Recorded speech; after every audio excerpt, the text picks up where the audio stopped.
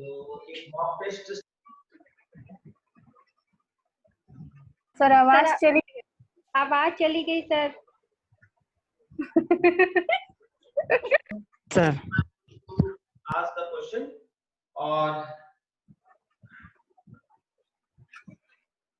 श्वेता आपसे क्वेश्चन है। Yes sir. Bharat stage emission standard 6 Bharat में पूरे देश में किस तिथि से लागू हुआ? सर 2020 अप्रैल 2020। हाँ ठीक है, सही आंसर। चलिए दूसरा क्वेश्चन कर रहा हूँ। हर व्यक्ति से दो दो क्वेश्चन करना है मुझे। Yes sir. दूसरा क्वेश्चन एनवायरनमेंट से आपसे पूछ रहा हूँ। मुझे ये बताइए कि सीएफसी का सबसे उत्तम प्रतिनिधि कौन है? सीएफसी का रेफ्रिजरेटर। नहीं, प्रतिनिधि पूछ रहा हूँ। गैस। अच्छा। Representative gas. Best representative gas off CFC is? Sir नहीं पता। नहीं पता। चलिए कौन बताएगा इसका सही answer? Who will tell you the right answer? कोई बोल देगा? Sneha, what will you give the answer? Sir Freon 12। Freon 12। 12 12 जिसे हम डाइफ्लोरोमीथेन मीथेन। that is Freon 12 या R12। चलिए दो क्वेश्चन हो गया नेहा। अब रीडिंग करो। Now I'm sharing the notes directly। हम लोग नोट्स पे चलते हैं।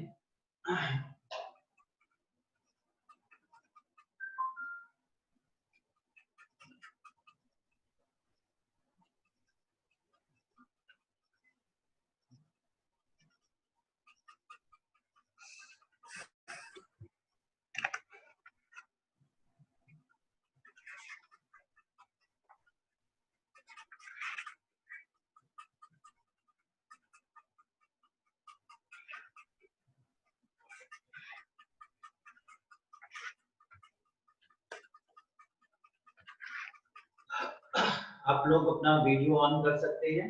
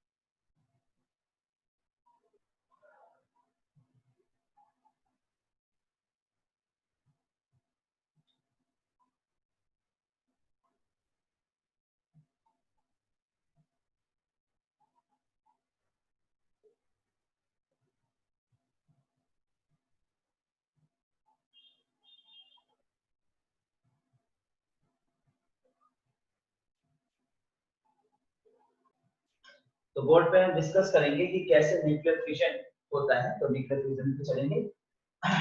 तो यहाँ पर मैं एक डायग्राम बना रहा हूँ जिसमें मैं आपको शो कर रहा हूँ कि एक न्यूक्लियर का यूरेनियम का एटम है, और ये यूरेनियम एटम मान लीजिए कि इसे विखंडित कर दिया गया किसी एक न्यूट्रॉन के द्वारा। इस यूरेनियम एटम को हमने एक न्यूट्रॉन से विखंडित किया, तो जैसे ही हम इसे विखंडित करेंगे, ये तीन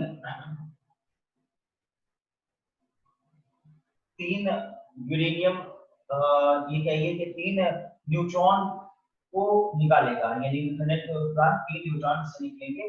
अब ये तीनों न्यूट्रॉन आसपास स्थित यूरेनियम को विखंडित करेगा, आसपास स्थित यूरेनियम को विखंडित करेगा। नाउ जैसे ही एक यूरेनियम विखंडित होगा, फिर उसमें से तीन न्यूट्रॉन निकलेंगे जो कि आसपास स्थित यूरेनियम को विखंडित करना शुरू करेगा। तो मान लीजिए ये कुछ यूरेनियम है जो आसपास है, ये विखंडन होना शुरू हो जाएगा।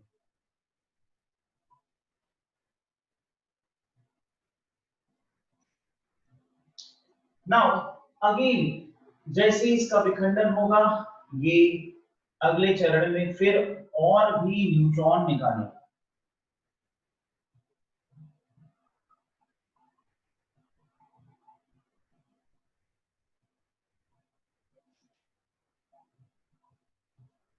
अब एक ट्री के रूप में आप देख रहे हैं, जैसे ट्री की शाखाएं हैं, ब्रांचेस हैं, वैसा यहाँ पर बढ़ते दिख रहा है।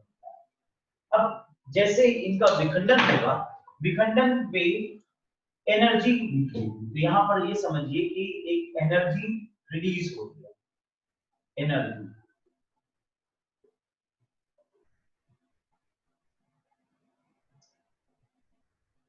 मैं एक रेड लाइन रीड कर रहा हूं जो एनर्जी पुश होता है।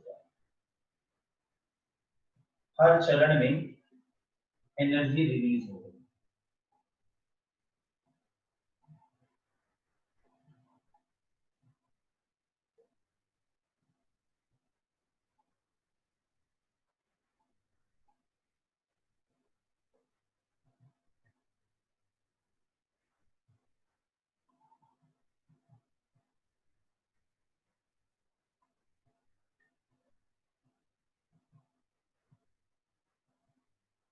अब ये जो रेड लाइंस हैं, ये एक्चुअली एनर्जी को रिप्रेजेंट कर रहा है। अब इससे ये पता चल रहा है कि अगर इस प्रक्रिया में हम यूरेनियम के और अणुओं को टूटने की इजाजत दे दें, तो ये धीरे धीरे एनर्जी जो है इसकी लेवल बढ़ती जाए। एनर्जी एट अ सडन बढ़ेगी, काफी तेज गति से एनर्जी का उत्पादन होगा, जिससे कि विखंडन होना शुरू हो जाएगा, विस्फोट होना शुरू हो जाएगा। फॉर एग्जाम्पल, एनर्जी एक लेवल तक अच्छी है, जैसे मैं एक एनर्जी से आपसे बात कर रहा हूं, now I am talking about uranium एक एटम बम बनाने का प्रयोग किया जाए। इतनी एनर्जी में आपको मेरी आवाज बहुत ही क्लियरली सुनाई दे रहा है, बहुत ही बेस्ट रूप से समझ में आ रहा है जो मैं यहाँ पे बोल रहा हूँ। लेकिन अगर मैं इसी चीज को कुछ ऐसे बोलूं, यूरेनियम का एक एटम बम बनाने का प्रयोग, अब आप समझ सकते हैं कि मैंने इतनी जोर से बोला, इसका मतलब मैंने ज्यादा एनर्जी लगाई, और जब मैंने इतनी ज्यादा एनर्जी लगाकर बोला तो वो आपके काम के लिए नाशक।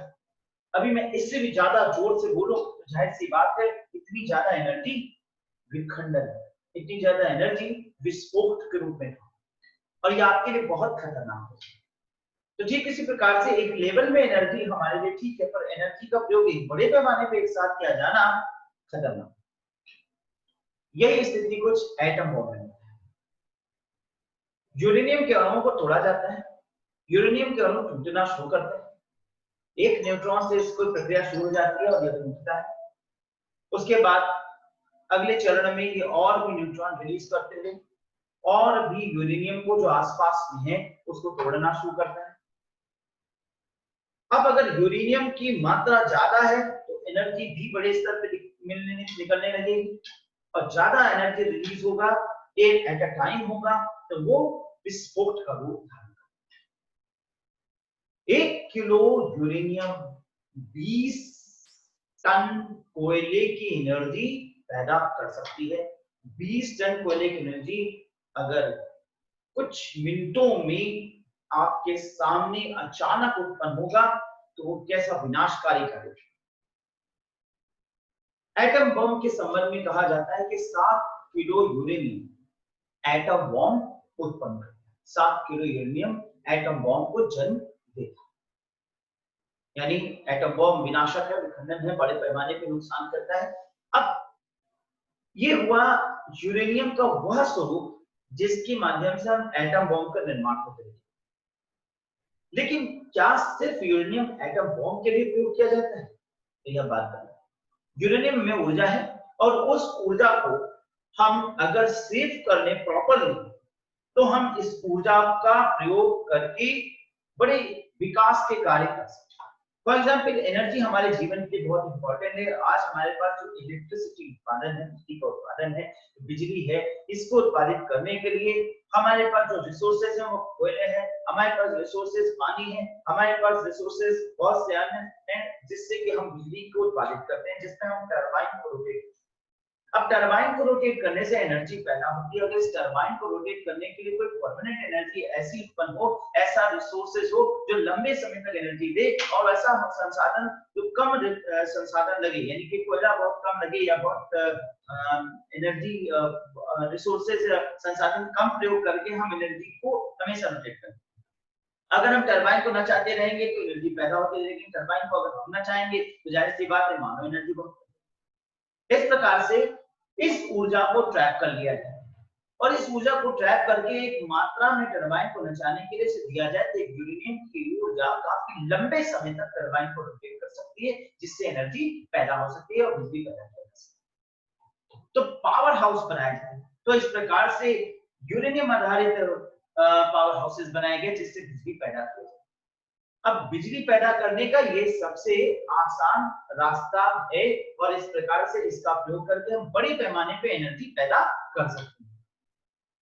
तो फिर प्रश्न उठा कि इसे हम कैसे सेव करें, कैसे हम इससे रिसोर्स को लोकेट करें, हम किस प्रकार से इसकी एनर्जी को सेव करें और फिर आवश्यकता अनुसार एनर्जी को निकालें। फॉर एग्जांपल, आप जनरेटर, आप इन्वर्टर में एनर्जी को सेव कर लेते हैं और उसके बाद जब लाइट डिस्कनेक्ट हो जाती है, बिजली चली जाती है, तो हम इन्वर्टर की एनर्जी का प्रयोग करते हुए अपने घर में ऊर्जा देते हैं। तो ठीक इसी प्रकार से इसे सेव करने की आवश्यकता है। सेव करने तो इसकी ऊर्जा को हम बचा सकते हैं और इसकी ऊर्जा को लंबे समय तक प्रयोग कर सकते हैं। अब प्रश्न आता है कि हम इसको सेव कैसे करें? तो सेव करने के लिए न्यूक्लियर रिएक्टर्स का प्रयोग किया जाता है। अब न्यूक्लियर रिएक्टर्स कैसे वर्क करते हैं? यहाँ पर इस दृष्टिकोण से देखिए कि मैं यहाँ से कुछ चीजों को हटा दूं।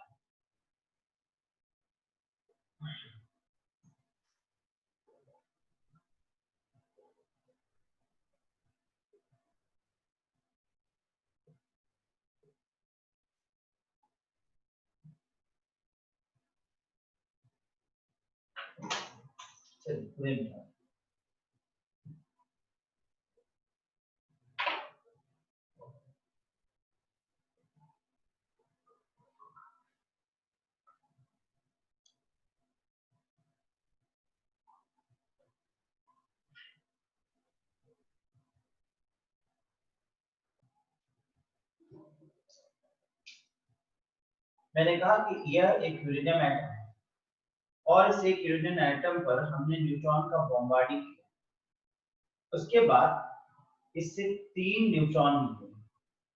ये तीनों न्यूट्रॉन आसपास की यूरेनियम एटम को विखंडित कर रहे हैं। अब इस यूरेनियम एटम के विखंडन से और न्यूट्रॉन निकले, लेकिन हमने ये किया कि हमने साइड में प्लेट्स लगा दी, न्यूक्लियर रिएक्टर में जैसा किया जाता है।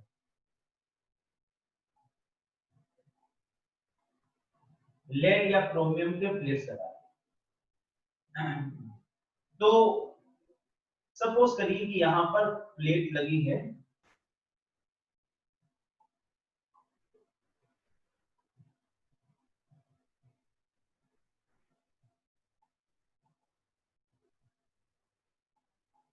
अब ये प्लेट्स एक्चुअली अनसैचुरेटेड एलिमेंट्स, अतृप्त, ये एक प्रकार से प्यासे हैं।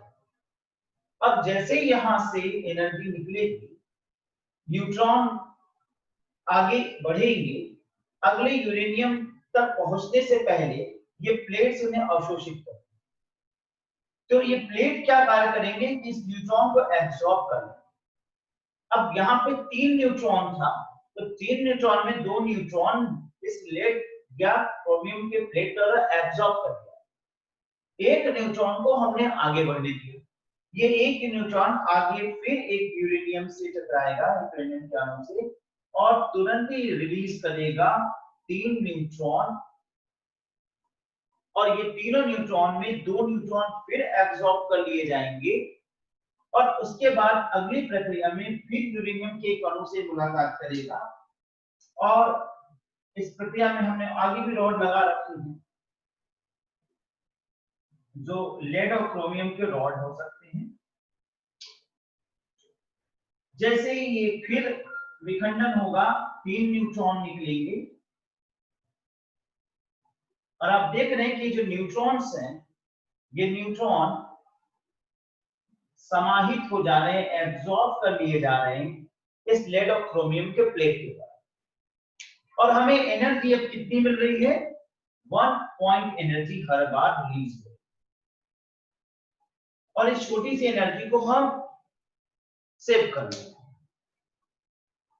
अभी क्या था कि हमारे सामने अचानक बड़े पैमाने पे विस्फोटक एनर्जी पैदा हो रही है, जैसा कि पिछले मैंने डायग्राम में दिखाया। अभी क्या है, हमारे सामने ये एनर्जी एक लिमिटेड अमाउंट में निकल रही है, तो लिमिटेड अमाउंट में एनर्जी हम सेव कर ले रहे हैं, जिसके माध्यम से हम लिमिटेड एनर्जी को उपयोग में लाएंगे और यूरेनियम को भी बचा लेंगे, क्योंकि अब क्या है, यूरेनियम भी केवल एक अमाउंट ऑफ यूरेनियम ही प्रयोग होगा, बाकी यूरेनियम को हम सेव कर लेंगे।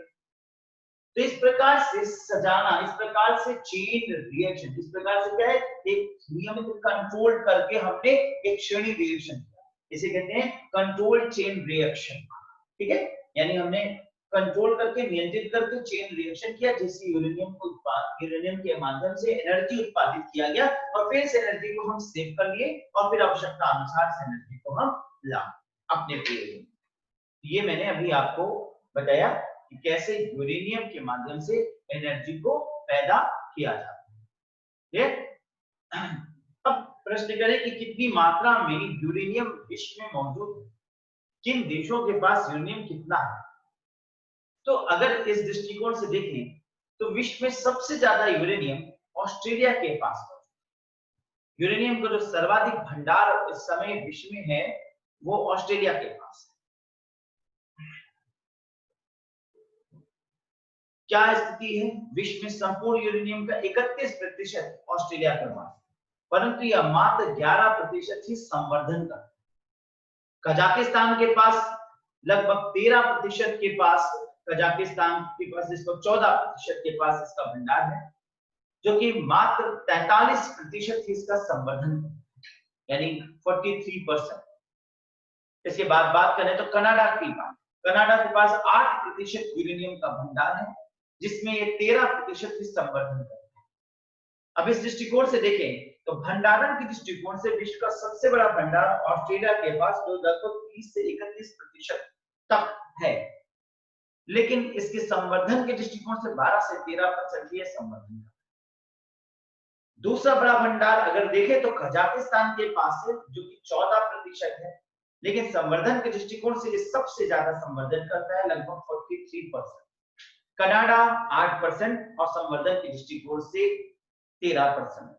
अब यहाँ पर संवर्धन क्या है, भंडारण तो स्पष्ट है कि इतनी मात्रा में मौजूद है, परंतु संवर्धन का मतलब होता है कितना उसकी साफ सफाई करके, रिप्रोसेस करके उसका उपयोग किया जा रहा है, यानी उसे सेल करने के लिए भी उपयोग किया जा रहा है, और यहाँ पे ये भी हो सकता है कि वो अपने यहाँ बिजली उत्पादन करने के लिए उपयोग करते हैं।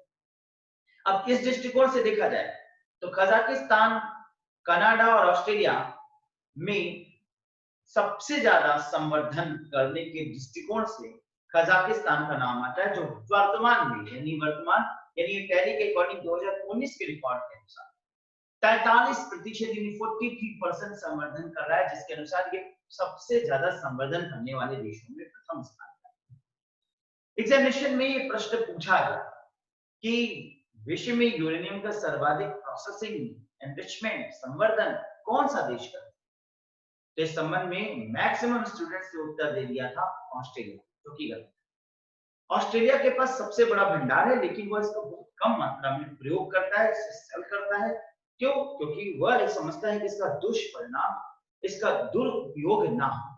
लेकिन कजाकिस्तान इससे अपनी इकोनॉमी को मजबूत करने के दृष्टिकोण से विश्व के कई देशों को इसे सेल आउट करता है और अपने भी ऊर्जा के उत्पादन के संबंध में यूरेनियम का बहुतायत प्रयोग करता है।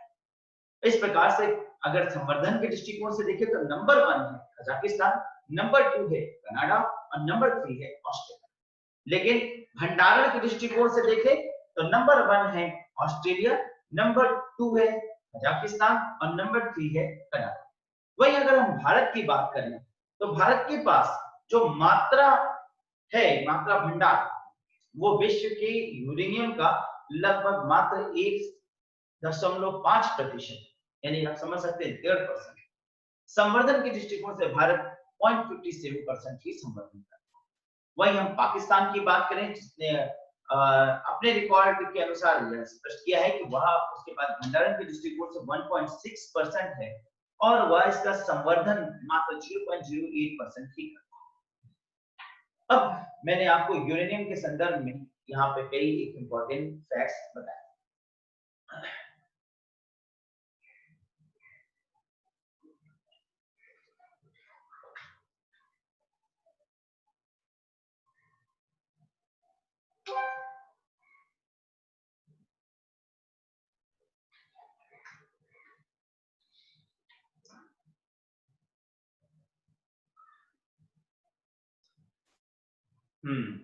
क्लियर, समझ में आया? Yes sir. सर एक डाउट है, हाँ, जो आपने कैटेगरीज डिवाइड की हैं तो सबसे ज्यादा भंडारण ऑस्ट्रेलिया पे है, तो ऑस्ट्रेलिया को थर्ड कैटेगरी में क्यों रखना फिर? संवर्धन के दृष्टिकोण से, एनरिचमेंट के दृष्टिकोण से मैंने भी आपको बताया ना, एनरिचमेंट। अच्छा, मतलब यूज कौन कितना ज्यादा कर रहा है? हाँ, उसका यूज करना, सेलिंग करना, खुद के लिए प्रयोग करना, प्रोसेस करना, मतलब उसको कितना निकाला जा रहा है उनके यहाँ से, भाई आपके पास है कितना और आप इस्तेमाल करना। ओके। जी। अब जैसे एक एग्जांपल और लूंगा यहाँ पर, जैसे आप एक व्यक्ति है जो बहुत धनवान है, जिसके पास 10 करोड़ रुपए है, ठीक है, नॉर्मली बात करें, 10 करोड़ रुपए बैंक में जमा है, ओके, 10 करोड़ रुपए बैंक में जमा है और उसकी अपनी प्रॉपर्टियां मिला दे तो लगभग 100 करोड़ के ऊपर। ये उसकी धनवानता को प्रकट करता है। लेकिन वो कितना प्रयोग करता है? 10 करोड़ रुपए के हिसाब से उसको लगभग एक महीने में 7.5 लाख रुपए आ रहा है बैंक का इंटरेस्ट, 7.5 लाख 10 लाख रुपए के आसपास इंटरेस्ट आ रहा है। उसकी अपनी प्रॉपर्टी से उसका रेंट, जो रेंट को उठा रखा है उसके अनुसार उसके पास 5 से 7 लाख रुपए रेंट आता है, यानी उसके पास महीने में आमदनी उसकी 15 लाख 16 लाख रुपए है। अब महीने की आमदनी 15 लाख 16 लाख रुपए है, लेकिन वो क्या कर रहा है? एक नौकर भी नहीं रख रहा है, वो बड़ी गरीबी में अपना जीवन जी रहा है, कंजूसी के साथ जीवन जी रहा है, बहुत कम उपयोग करता है अपने पैसे। यानी वो सोचता है कि भाई ऐसा है कि पैदल ज्यादा चलने, गाड़ी की बचत कर लें, क्या जरूरत है, गाड़ी चलाएंगे पेट्रोल लग जाएगा, पैसा खर्च हो जाएगा। अपने अपने उपयोग के लिए भी कम कर रहा है और देख दिखावा में भी कम कपड़ा है खरीद लिए तो 2-4 महीने बाद एक दूसरा शर्ट पहनेंगे, तो प्रयास कर रहे हैं ज्यादा पैसा बचाना। तो यहाँ पे क्या है कि वो खर्च कम कर रहे हैं। अब यहीं पर एक व्यक्ति जो उनके दृष्टिकोण से बहुत कम सक्षम है, उसकी आमदनी महीने की मान लीजिए 1 लाख रुपए ही है, लेकिन वो 1 लाख रुपए आमदनी होने के बाद भी अपने महीने में 90,000 रुपए का खर्च करते हैं। अब इनकी आमदनी 10 लाख 15 लाख 16 लाख है, लेकिन ये 10 से 20,000 रुपए खर्च करते हैं। तो अब प्रश्न उठता है कि भाई एनरिचमेंट कौन ज्यादा कर रहा है?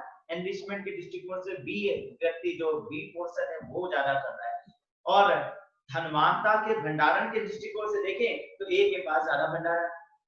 बात समझ गए? तो ये यहाँ पर main point. Clear? Okay sir. कौन सा वेबिनार चल रहा था?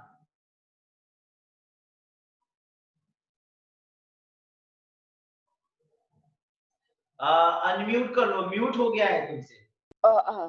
सर गीतम यूनिवर्सिटी हैदराबाद में था एक परिवर्तना, और ये क्राइसिस एंड क्रिएटिविटी, जो भी क्राइसिस को क्रिएटिविटी में कैसे कन्वर्ट करा जाए, इससे इस टॉपिक से रिलेटेड था। तो उसमें सस्टेनिंग मेंटल हेल्थ करके मेरा टॉपिक था, जिसमें मैं थोड़ा सा बोल रही थी, कोशिश कर रही थी बोलने की। और उन्होंने पूरे ऑल ओवर इंडिया कुछ फॉरेन डेलीगेट्स को भी बुलाया हुआ था, क्योंकि पूरे वर्ल्ड वाइड ये प्रॉब्लम चल रही है, तो कुछ यूएस के स्पीकर भी थे उसमें। वो जस्ट आइडिया क्रिएट कलेक्ट कर रहे हैं, और साउथ में यूनिवर्सिटी से बहुत क्रिएटिव होती है, वो तुरंत वहाँ के स्टूडेंट भी इतना अच्छा प्रेजेंटेशन दे रहे थे कि मुझे लग रहा है हमारे टीचर भी इतनी मेहनत करने में सोचते हैं। इतना अच्छा प्रेजेंटेशन दे रहे थे, लग नहीं रहा था कि स्टूडेंट का प्रेजेंटेशन है सर। नहीं, कुछ बढ़िया सेमिनार्स तो अच्छे ही इम्पोर्टेंट पॉइंट देते ही हैं। तो जैसे इसमें क्राइसिस और यूटिलिटी, जो ये क्राइसिस जैसा उपयोग कैसे किया जाए, तो ये बहुत अच्छा टॉपिक था। तो क्या इस पर तुमने अपने वक्तव्य रखे, कुछ शेयर करो। सर मैंने तो एक जस्ट मेरा जो उन्होंने मेरे को इनवाइट करा था, वो मेरे को एज एक लेक्चर, मतलब मोटिवेशनल लेक्चर के तौर पे इनवाइट करा हुआ था। तो मेरा सस्टेनिंग मेंटल हेल्थ को लेके था। तो उसमें हमारे सोशल, फिजिकल, इकोनॉमिकल जो हमारे क्राइटेरिया हैं, उनको हम कैसे उन पॉइंट्स पे थोड़ा सा ध्यान दें, तो और उन पॉइंट्स को कैसे, उसमें पॉजिटिव पॉइंट कैसे पिक करें, ताकि हम कोविड-19 हो या जो अदर कंडीशन है हमारी क्राइसिस वाली, उन सब कंडीशंस में कोप करके ले जाए। तो उसमें सर नॉर्मल चीजें हेल्थ लाइफ स्टाइल से रिलेटेड है। सोशल इकोनॉमिक में और ज्यादा पॉइंट आ जाते हैं कि हमारा जो आसपास का क्राइटेरिया है, जैसे आप ने बताया था कई बार बीच में, सोशल का, पड़ोसी और एटसेट्रा, उन सब का बिहेवियर और ये सारी चीजें, ये सब था।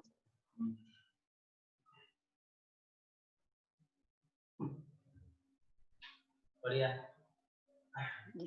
अमेरिका, यूरोप के कंट्रीज हमेशा नोबेल पुरस्कार हर प्रकार का लेते रहते हैं, और वो लोग अपना ही नोबेल अपने लोगों को बांट देते हैं।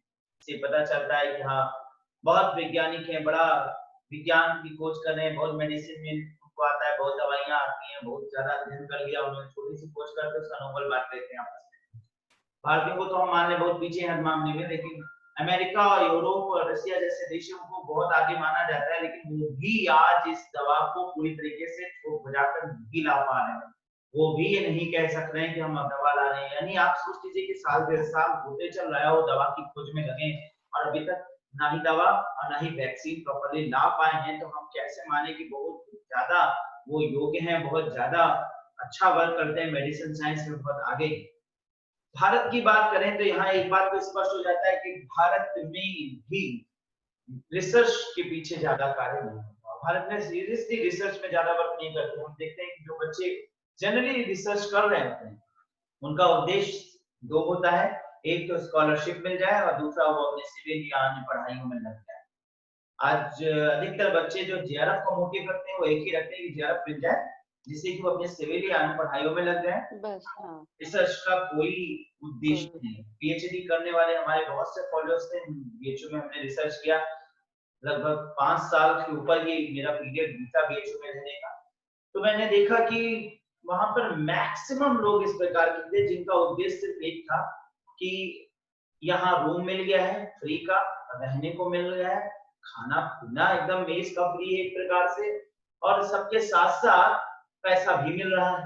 यानी रहना खाना फ्री तो हो ही, भाई 3000 रुपए लगता है फीस, 3000 का होता है जिसमें सब कुछ हो जाता है, खाना पीना लाइब्रेरी फीस सारा खर्चा। एक साल में 3000 रुपए कुछ नहीं होता, सरकार खूब कटिंग कर रहा है एक प्रकार से। अब उनको हॉस्टल मिल गया, और उनके हॉस्टल में आप जाइए तो उनके थीसिस की 2-3 किताबें होंगी, बाकी सब किताबें होंगी सिविल की प्रिपरेशन की, और मैक्सिमम बच्चे होते हैं जो आईएएस और पीसीएस की प्रिपरेशन कर रहे होते हैं। ये मैंने देखा, क्योंकि भाई जाहिर सी बात है, जो नेट को क्लियर करता है उसको थोड़ा सा अच्छे से उसने सब्जेक्ट की कमांड पाया है, तभी उसने नेट को क्लियर किया है, नेट क्लियर किया है, जेआरएफ हुआ है, नॉलेज अच्छा है। अब वो प्रोफेसर बनना के लिए नहीं करते, वो यार उद्देश्य उनका वही पीएचडी तो हो ही जाएगा, यहाँ रहते रहते पीएचडी हो जाएगा, विश्वविद्यालय में पढ़े 5 साल में कुछ भी हो जाएगा, आगे पीछे करते हुए कुछ भी लिख देंगे, पीएचडी हो जाएगा, डिग्री मिल जाएगी। और फिर वैसे ही हमारे प्रोफेसर्स होते हैं, या बेटा हमारा ये काम देख लो, हमारा वो काम देख लो, थोड़ा सा तुम क्लास देखो, तुम ये देख लो, वो देख लो, कि क्लास क्लास क्लास, और उनको भी अच्छा लगता है, उनको एक हेल्पर मिल जाता है, तो प्रोफेसर्स को बिना नाम लगाए एक हेल्पर मिल जाते हैं। और उनके काम इजी हो जाता है, क्योंकि स्कॉलर्स जो है, रिसर्च स्कॉलर्स, वो पढ़ाने की इच्छा भी रखते हैं और रिसर्च स्कॉलर्स को पढ़वा करके वो अपना वर्कलोड कम कर लेते हैं। इस प्रकार से हमसे अपना सिद्ध कर लेते हैं, अपना उपयोग सिद्ध करते हैं और इस प्रकार से रिसर्च स्कॉलर्स अच्छे होते हैं। रिसर्च स्कॉलर्स भी अभ्यस्त हो जाते हैं कि ठीक है, थोड़ा सा सुपरवाइजर को खुश कर देना है और थोड़ा चले जाएंगे, 1 घंटा 1.5 घंटे की क्लास लेंगे, थोड़ा सीनियरिटी भी लगेगा, थोड़ा माहौल बदलेगा, बाकी के 20-22 घंटा बैठ के पढ़ेंगे और वो पढ़ेंगे क्या, अपना सिविल की तैयारी कर रहे हैं। मैक्सिमम बच्चे सिविल की तैयारी में हो जाए और इसीलिए वो तैयारी करते करते सिविल निकाल लेते हैं। मेरे ही 2 फ्रेंड्स थे, एक फ्रेंड था जिसने झारखंड पीसीएस से निकाला, सीएम हो गया वहां पर, एक डिप्टी एसपी हुआ, बिहार पीसीएस चला गया। तो वो लोगों ने देखा कि पीएचडी अभी कंप्लीट नहीं हुआ, उनका पीसीएस निकल गया और सेलेक्ट हो गए। उसके बाद वो उन्होंने पीएचडी से छुट्टी लिया और ये हुआ कि भाई डायरेक्ट ज्वाइन करा और कुछ दिन कंपलसरी नौकरी करके 1 महीने के लिए आकर के सबमिशन कर दी। तो इस प्रकार से पीएचडी मात्र रिसर्च करना, मात्र सरकार को एक प्रकार से बेवकूफ बनाना है। अब इस पॉइंट ऑफ व्यू से सरकार कुछ इस पर मेजर स्टेप उठाए कि अगर आप पीएचडी कर रहे हो तो आप किसी भी परीक्षा में सम्मिलित नहीं हो, यानी आप even you can't give any examination, even आप किसी भी कंपटीशन में नहीं बैठे। आप पीएचडी कर रहे हो ना, तो आप कैसे कंपटीशन में बैठने की छूट पाए?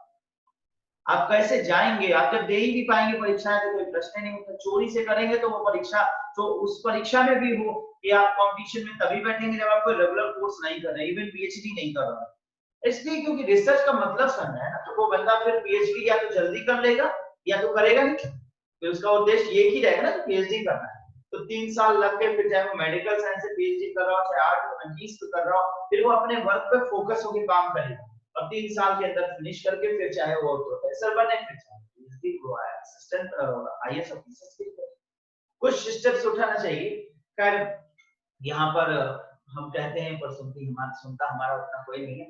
एक चीज जरूर है, अभी नई पॉलिसी आई है 2020, नई शिक्षा नीति 2020, ये काफी मजेदार है। इसमें कई ऐसी बातें हैं जो ओपन सिस्टम की ओर ले जाता है। शिक्षा में कहा जाए तो हमने विदेशी बातों का बड़ा समावेश कर लिया है, यानी यूरोपियन कंट्रीज से काफी सीखा है, 5+3+3+4 के सिस्टम। इसके अलावा हमने यहाँ पे easily switching to 1 mode to 2 mode, यानी हम बड़े आसानी से स्विच कर सकते हैं, तो ये चीजें अच्छा है। इसलिए तो पीएचडी करने के लिए वहाँ रेगुलर रहना पड़ेगा? पीएचडी 5 साल कोर्स होता है। पीएचडी में आपको 6 महीने का पीएचडी कोर्स वर्क करना अनिवार्य होता है। साथ ही साथ आपको अपने एक प्रेजेंटेशन देना होता है, दस्तखत करना होता है, तो इस प्रकार से सारी चीजें रेगुलर होती है। अब वो अलग बात है ना, मैंने भी बताया आपको कि लोग कैसा है, नियम कुछ और होते हैं और प्रणाली कुछ और चल रही होती है, अपनाया कुछ और जाता है। तो वही एक सुपरवाइजर से कह दिया, सुपरवाइजर के आप पेपर में हो तो सुपरवाइजर ने लिख दिया सब ठीक है, तो आप तो विश्वविद्यालय में भी ना जाओ, घर में आ जाइए, सुपरवाइजर के 4 काम निपटा दीजिए। तो सुपरवाइजर की मोटरसाइकिल अगर आप सर्विस करवा दीजिए, उनकी कार थोड़ा सा चला दीजिए, तो बाकी दस्तखत कर देंगे, वो हो जाएगा, आपका अटेंडेंस खत्म हो गया। तो वो तो 90% ऐसे चल रहा होता है। काफी हद तक हम लोगों ने भी ऐसे ही सब फेस किया है। हम तो सुबह-सुबह जलेबी और दही लेके पहुंचते थे अपने गुरुजी के। एक्चुअली सर आफ्टर मैरिज थोड़ा सा हो जाता है ना कि शादी ना हुई हो तो आप अपनी मर्जी के मालिक होते हो, आप जा सकते हो, कोई घर से लड़ झगड़ के भी जा सकते हो कि भाई पापा मुझे करना है, तो वो मना भी नहीं। लेकिन आफ्टर मैरिज आपके ऊपर बहुत रिस्पॉन्सिबिलिटीज हो जाती हैं, फिर आपको सोचना पड़ता है किसी कोई चीज को करने के लिए। फिर क्योंकि मेरे साथ कई ऐसे कोलिग्स थे, एक तुम्हारे नाम की स्नेहा थी हमारे साथ के बैच के रिसर्च ज्वाइन किया। तो उस स्नेहा उसके अच्छी फैमिली बैकग्राउंड से भी थी, उसके हस्बैंड डॉक्टर भी थे और उसकी छोटी बेटी थी, तो रेगुलर नहीं आ सकती थी। तो थोड़ा सा उससे हमारे सुपरवाइजर नाराज रहते थे। इवन में कई बार उन्होंने मेमो जारी कर दिया तुम्हारा डिस्ट्रिक्ट, तो हम लोगों को भी डर लगता था, भाई रेगुलर जाना जरूरी है, नहीं तो सुपरवाइजर नाराज हो जाएंगे। फिर हम तो पूरा नहा धो कर भी पीएचडी कर रहे थे, यानी हमको और करना ही नहीं, पीएचडी कर रहे थे। रेगुलर विश्वविद्यालय में जाना हमारा काम हुआ करता था, क्लास लेना हमारा काम हुआ करता था, टीचर से बैठ के 12-12 घंटे वर्क किया करते थे, साइड वर्क लेते थे। Kumbh Mela study of culture था, तो कुंभ में हमको बड़ा आनंद आता था, आते थे कभी इस कुंभ में कभी उस कुंभ में, कैमरा लेके घूमते थे। अब खूब अच्छे से अपना पीएचडी कर रहे हैं। हम तो पूरे इंटरेस्ट से कर रहे थे, लेकिन हम ये भी देख रहे थे कि जो वुमेन कैंडिडेट है भाई, मैरिड होना मेल के लिए सब ठीक है, मेल तो सब तरीके से कर लेंगे, लेकिन फीमेल के लिए बड़ी प्रॉब्लम होती है, उनके पास बच्चे हैं, परिवार है, जिम्मेदारी है, तो वो नहीं आ पाते थे। वो अक्सर इस प्रकार के थे। जो मैरिड नहीं थे वो तो चलिए फिर भी डिपार्टमेंट आ जाते थे, वो बैठते थे और अक्सर कहते थे वैसे काफी देर बैठे रहते थे, कुछ घंटे सामने दिख जाते थे। पर मैरिड पर्सन के लिए बड़ी प्रॉब्लम है, उनकी स्थिति भी बहुत ज्यादा दिक्कत की रहती थी। यहाँ तक होता था कि कई बार उनको मेमो नोटिस दे दिया जाता है कि आपको अगर आकर तुरंत ही प्रेजेंट नहीं होंगे, तुरंत नहीं अपने कार्य बनाएंगे तो आपको निरस्त कर दिया जाएगा, आपका रजिस्ट्रेशन कैंसिल कर दिया जाएगा। तो मैंने देखा ऐसा बहुत कुछ हुआ। इसमें एक लड़की ने फिर होकर खुद ही वो नाराजगी व्यक्त करते हुए स्विच छोड़ दिया हम लोग सब कोलिग्स की। लेकिन स्नेहा का मैटर देखा कि स्नेहा का अच्छा अप्रोच था, अच्छा अप्रोच मतलब एचओडी से अच्छा अप्रोच था, तो बीसी तक का अच्छा अप्रोच था। फादर इन लॉ मेरा सा एक चिट्ठी पास कराए, उसके बाद खत्म हो गया। 3 साल डिग्री वाले लोग काम कर रहे हैं। सर हर किसी के अप्रोच नहीं होते ना, किसी नहीं होता तो छोड़ दो। सर एक चीज पूछना था। हाँ सर सॉरी सर, वीडियो नहीं ऑन हो रहा, अभी मेरा बफरिंग हो रहा है सर, मुझे लगा कि चला ना जाए सर। मैं पूछ रही थी सर क्रेट का आया फॉर्म भर दूं? क्रेट का फॉर्म भरना है, भर दीजिए। सर नहीं समझ आ रहा सर, क्या Voice सर sir. जैसा आप बोलिए। सर ब्रेक हो रही है वॉइस। क्रेट का फॉर्म भर दीजिए। अगर आप क्रेट का फॉर्म भरना चाहते हैं कंबाइंड रिसर्च इंटरेस्ट भर दीजिए। बस यही होता है कि थोड़ा सा जब आपकी पीएचडी ज्वाइनिंग हो जाती है तो पढ़ाई कर पाना थोड़ा मुश्किल हो जाता है।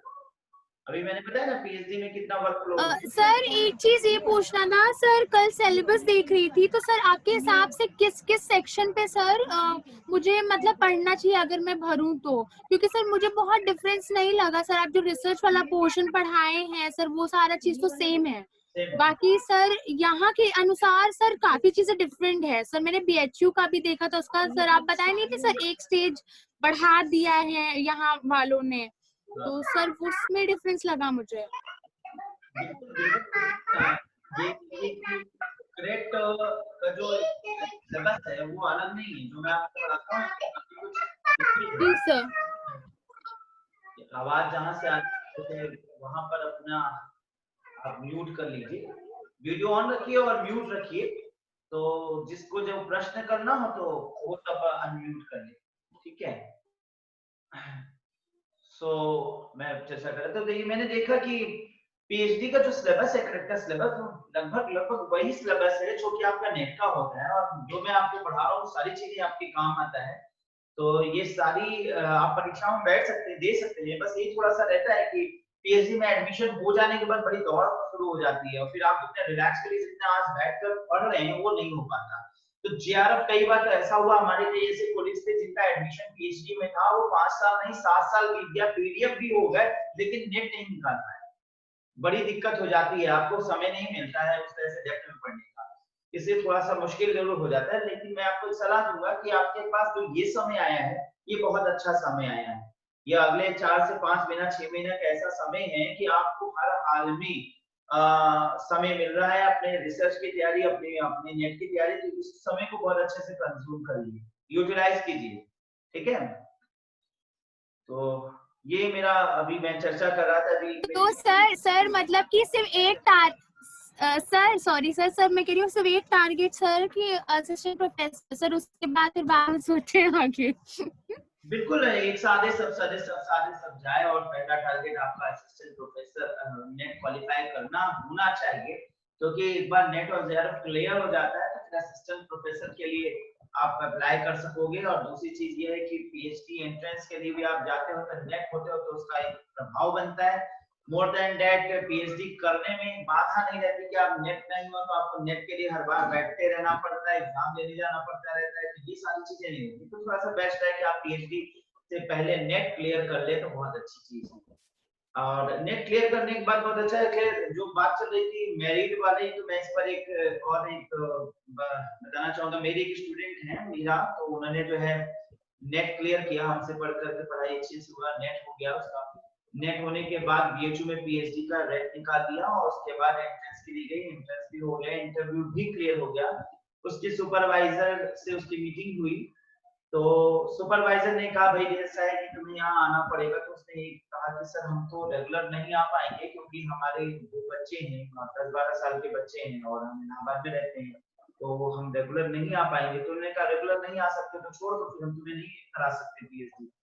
तो बहुत वो ऐसी पर्सन है कि जो कहती है तो उसको करने में लग जाती है। तो उसको फील हुआ कि हम ऐसा करेंगे तो ये गलत होगा, सर से झूठ बोले और हम आए ना, तो उसने फिर छोड़ दिया।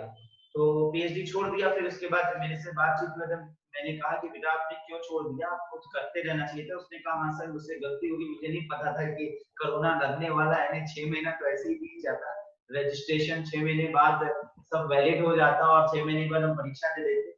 तो यहाँ एक समस्या जरूर है कि विश्वविद्यालय में जो प्रोफेसर हैं वो आपको ये चाहेंगे कि आप रेगुलर क्लास लेने आइए, विद योर मेरिट और नॉट। ये चीजें तो आपको थोड़ा सा सफर करना पड़ेगा, ठीक है।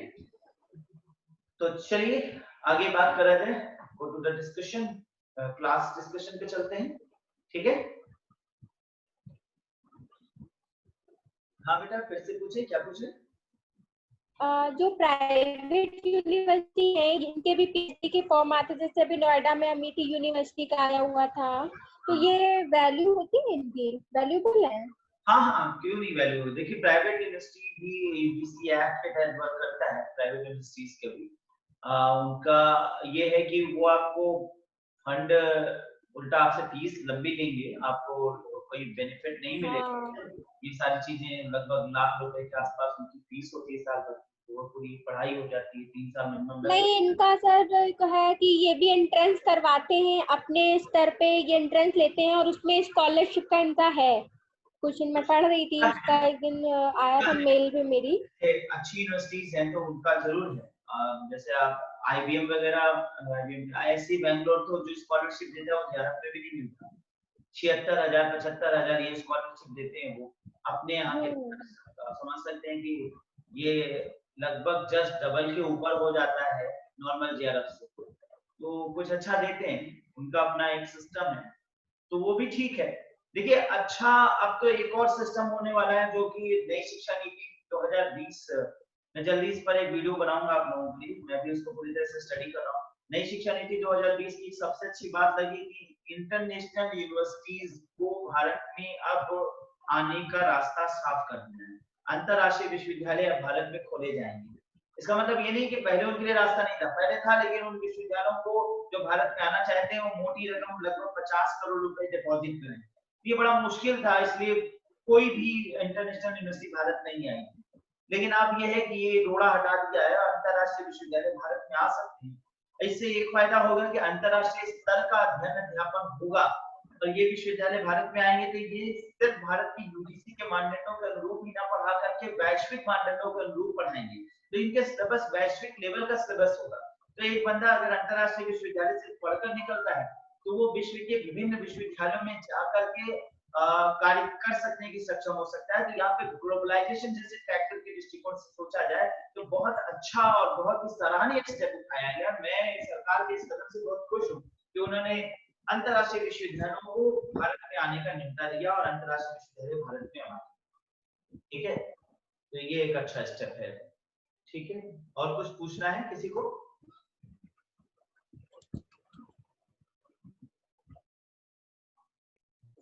प्रश्न पूछते हैं। हाँ बेटा कुछ पूछने बोलिए। सर पीएचडी में किस प्रकार के प्रश्न पूछते हैं? देखिए जैसे अभी आप नेट के पेपर में, नेट के पेपर में जैसे प्रश्न वैसे पीएचडी में प्रश्न होगा, रिसर्च में प्रश्न होगा, रिसर्च है, टीचिंग एप्टीट्यूड है, एनवायरमेंटल साइंस है, जीएस के सेक्शन से रहता है, और करंट अफेयर्स के पॉइंट ऑफ व्यू से क्वेश्चंस रहेंगे, और वो भी विश्वविद्यालय के अलग सिलेबस होता है। जैसे जेएनयू के कुछ नॉन सा डिफरेंट सिलेबस होगा, क्योंकि ये इनके अपने यहाँ का एक प्रकार से एंट्रेंस, तो विश्वविद्यालय अपने अपने इंटरेस्ट के अकॉर्डिंग सिलेक्ट कराता है, तो वही अपने सिलेबस के पॉइंट ऑफ जैसे आप नेट का एग्जाम दे रहे हैं बस ठीक वैसे ही रहता है, और कुछ डिफरेंट। कुछ विश्वविद्यालय रिटन भी कराते हैं करेक्ट। ये इलाहाबाद विश्वविद्यालय के संबंध में कहेंगे कि इन्होंने 2 स्टेज की करेक्ट एंट्रेंस दे दी है, जिसके अंतर्गत पहला स्टेज तो नॉर्मल है, जैसे कि हमारा नेट की परीक्षा होता है। दूसरा स्टेज में रिसर्च मेथोडोलॉजी पर विशेष फोकस करके आपसे क्वेश्चंस होते हैं। तो रिसर्च मेथोडोलॉजी पे थोड़ा फोकस करिए, जिसमें कि जीआरएफ वालों को छूट नहीं है। नॉर्मल स्टेज में जीआरएफ वालों को स्टेज 1 में छूट है, लेकिन स्टेज 2 में जीआरएफ है तो भी आपको करेक्ट की स्टेज 2 में देखना होगा। फिर आप पूछ जाने का थोड़ा फिर आइए, ठीक है। कॉलेज इज इम्पोर्टेंट कि not? Very important, renowned college PhD के वेरी कॉलेज। इम्पोर्टेंट सर इसलिए सर आपसे कांटेक्ट में रहेंगे सर, आप बताते रहिएगा सर, हमको तो कुछ पता ही नहीं सर कौन सा कॉलेज अच्छा है कौन सा, क्योंकि सर जितने ऊपर है सर, जैसे इलाहाबाद यूनिवर्सिटी है सर, बीएचयू है, डीयू है सर, ऐसे ही कॉलेजेस पता है, लेकिन सर हम नहीं बोलते कि सर हम आ पाएंगे, लेकिन सर अगर उससे नीचे मिले तो सर हमको समझना बहुत जरूरी होगा, क्योंकि सर पीएचडी तो हर देता है लेकिन सर जॉब नहीं देता हर कोई कॉलेज। देखिए मेन बात क्या है कि इंटरव्यू की जो भी चीजें हैं, इंटरव्यू मतलब देखी दिखावल। अब लड़की जितनी अच्छी सुंदर दिखेगी उतनी जल्दी रिश्ते होने के चांस हैं। जितने अच्छे उस पे क्वालिफिकेशन है उतना ज्यादा उसका डिमांड होगा, उसकी वैल्यू बढ़ेगी। सिमिलरली आप इंटरव्यू में जाते हैं तो एक बंदा दिल्ली यूनिवर्सिटी या जेएनयू से पीएचडी करके आया है और एक व्यक्ति गुरु घासीदास यूनिवर्सिटी से आया है। अब गुरु घासीदास भी सेंट्रल यूनिवर्सिटी है और जेएनयू भी सेंट्रल यूनिवर्सिटी। अब आप समझ सकते हैं दोनों सेंट्रल यूनिवर्सिटी है, लेकिन अब आप ही अगर इंटरव्यू ले रहे होगे तो आप किस विश्वविद्यालय को महत्व दोगे अपने दृष्टिकोण से। तो ये एक point of view her aspect है। तो प्राइवेट इंस्टीट्यूशन में भी जाएंगे या फिर आप छोटे इंस्टीट्यूशन में जाते हैं नौकरी के लिए, सपोज करिए आप जेएनयू या बीएचयू से पीएचडी कर रही हैं और किसी छोटे इंस्टीट्यूशन में जॉब के लिए इंटरव्यू के लिए गए हैं। इंटरव्यू तो होगा ही, हर जगह इंटरव्यू है, बिना इंटरव्यू के नौकरी नहीं लगना है, ये शेड्यूल है। चाहे आप हायर की परीक्षा देकर या आप बिना हायर के डायरेक्ट बोर्ड से इंटरव्यू देते हैं। तो जब आप इंटरव्यू में जाते हैं तो वो आपसे प्रश्न करेंगे, वो आपसे पूछेंगे कि भाई बताइए आपने क्या किया है, कैसे आपकी क्या योग्यता है, क्या आप जानते हैं इस संबंध में। तो फिर आपको आपका योग्यता वहां पहले पढ़ा जाएगा, खुलेआम पढ़ा जाता है।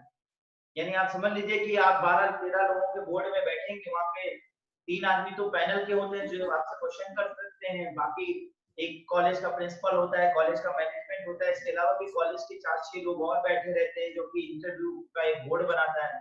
अब वो इतने बड़े पैनल के सामने अनाउंसमेंट करते हैं कि आपका नाम खुद बोलते हैं, आपने जो लिख के दिया अपना बायोडाटा तो पूरा करिकुलम पढ़ते हैं, कहते हैं your name is dash, you have done PhD from dash, your first class in graduation, your post graduation is second class this। तो खुलेआम बोलते हैं, यानी आपको बड़ी बेइज्जती से फील होगी कि हम थर्ड क्लास अगर कभी है तो थर्ड क्लास बोला जाएगा, सेकंड क्लास बोला जाएगा, जिन चीजों का महत्व नहीं है, लेकिन वो सारा बायोडाटा आपको खींच के रखती है।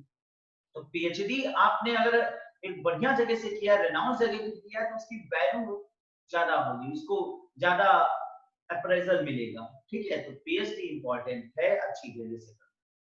चलिए और कोई क्वेश्चन करना चाहते हैं? सर बस इंटरव्यू के लिए तैयार कर दीजिएगा सर, जो इतना सर लड़ लिए तो सर